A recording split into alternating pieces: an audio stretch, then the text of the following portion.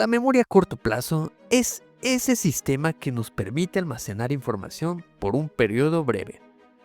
Generalmente, esa duración es de solo unos segundos a minutos.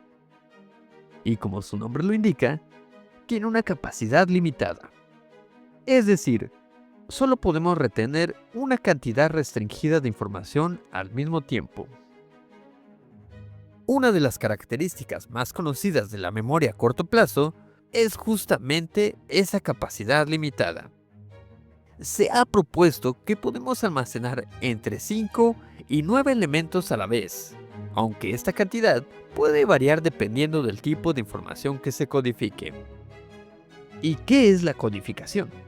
Bueno, básicamente es el proceso por el cual la información que percibimos se convierte en algo que nuestra memoria puede almacenar y luego recuperar.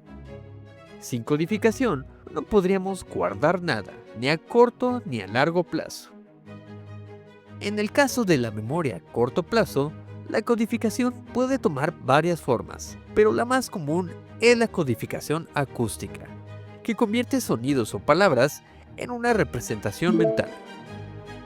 Piensa, por ejemplo, en cuando escuchas un número de teléfono y lo repites una y otra vez en tu mente para poder recordarlo. Existen varios tipos de codificación que utilizamos en la memoria a corto plazo. Los principales son la codificación acústica y la codificación visual.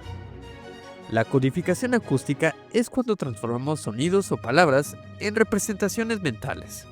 Este tipo de codificación es especialmente frecuente cuando intentamos recordar números o palabras que hemos escuchado. En cambio, la codificación visual implica crear imágenes mentales a partir de estímulos visuales.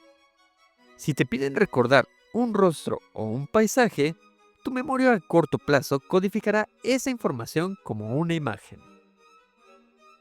Uno de los factores más importantes es la atención. Si no prestamos atención a lo que estamos viendo o escuchando, es mucho más difícil codificarlo correctamente. La repetición también juega un papel clave.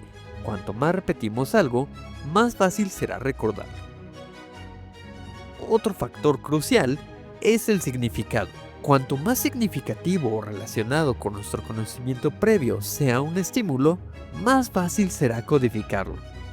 Si por ejemplo intentas recordar algo que tiene sentido para ti, como una lista de compras, será mucho más fácil que si intentas recordar algo abstracto o sin contexto. Como se dijo anteriormente, la memoria a corto plazo tiene una capacidad limitada, pero si la información es lo suficientemente relevante o importante, puede transferirse a la memoria a largo plazo. Este proceso de transferencia se facilita mediante el ensayo elaborado, que es cuando conectamos la nueva información con la que ya sabemos. Este tipo de ensayo no solo ayuda a consolidar la información en la memoria a corto plazo, sino que también facilita su paso a la memoria a largo plazo.